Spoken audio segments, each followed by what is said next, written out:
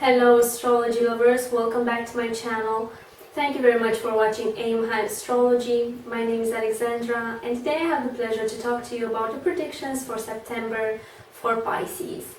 These are available if you have the Ascendant, the Sun or the Moon in Pisces, and if you don't know, I'm going to attach a link in the description box which is going to help you find out all that information. Thank you very much for all the messages and comments which I have received. I hope I have given you all the details you wanted. Looking now at the chart for September, we have 3 major events, 2 eclipses and the transit of Jupiter in Libra. On the 1st of September we have the first eclipse, which is a solar eclipse, and the new moon in Virgo, which is going to impact your 7th house, which is the house of partnerships, legal matters, documents, dealing with others, with the marketplace.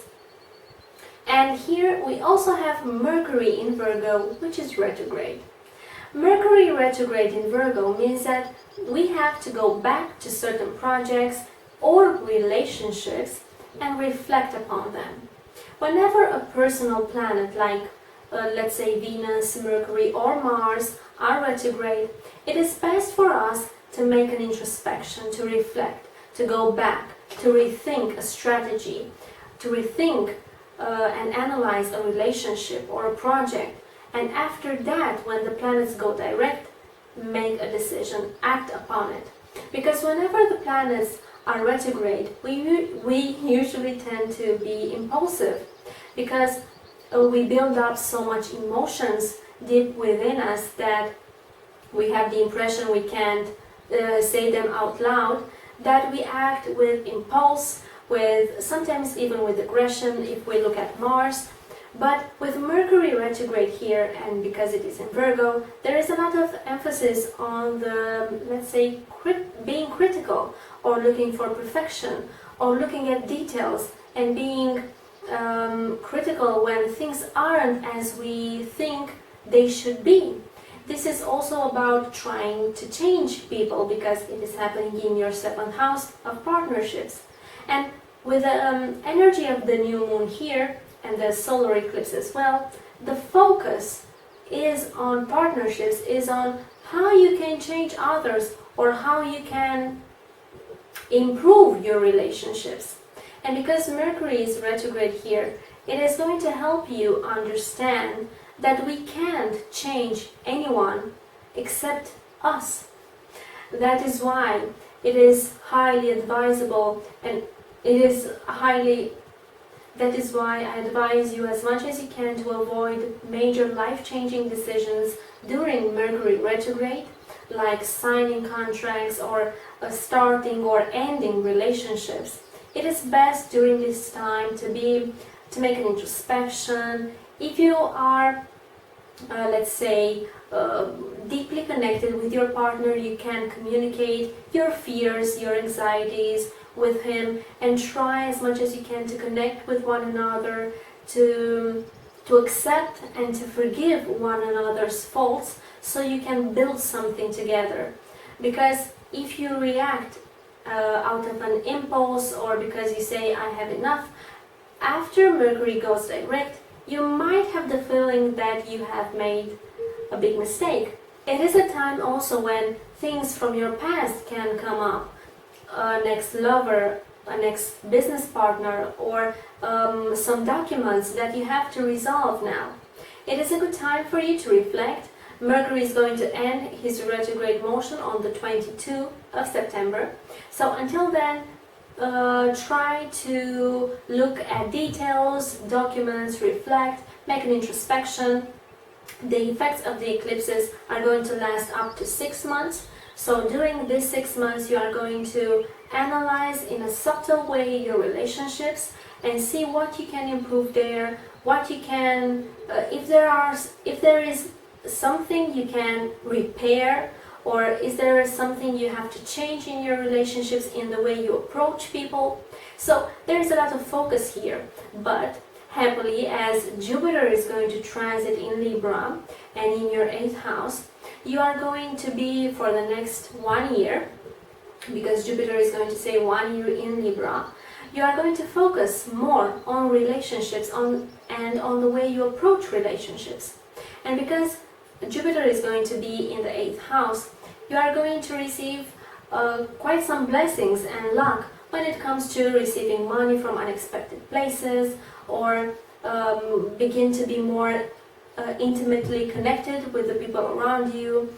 Try to be more sensitive, to connect emotionally, to connect intellectually, to build solid relationships that are very deep, that are very profound, because the 8th house is the original house of Scorpio. So all the relationships, all the connections that you are going to make during this year are going to be very, very deep. You might even start a relationship that is based on a secret, let's say. So you might even find out secrets about the people around you. But because Jupiter is all about luck and blessings and optimism, I am sure that it is only going to bring you positive things and positive events and people that can help you transform yourself. On the 16th, we have the lunar eclipse and the full moon in Pisces. Now the moon is going to be conjunct the south node in Pisces, and it is also going to be close to Neptune. This means that whenever we have a full moon, it's an opportunity for us to see our life differently. And because it is happening in your first house, which is the house of your personality, your identity, you are going to have a desire to understand yourself better. And maybe you are going to understand your direction, or a certain event is going to happen in your life, and you are going to see the reality of a certain situation. I'm saying this because during September we also have the Saturn-Neptune square, which is going to be activated, which means that Saturn is all about limits, delays, boundaries, and Neptune is about things that are unseen. This means that we have unlimited possibilities, that we can do whatever we want, there are no limits. And now there is a clash with these energies. So with the full moon here and the eclipse, you are going to start thinking, what are my boundaries, what are my limits, and why am I experiencing them? Or you are going to ask yourself, is it real?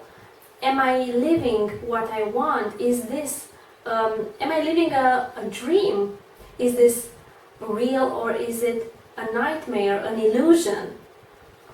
All these questions are going to be asked most of all in regards to your personality, the way you appear in front of others. And of course, all these major events are going to play out differently according to your natal chart.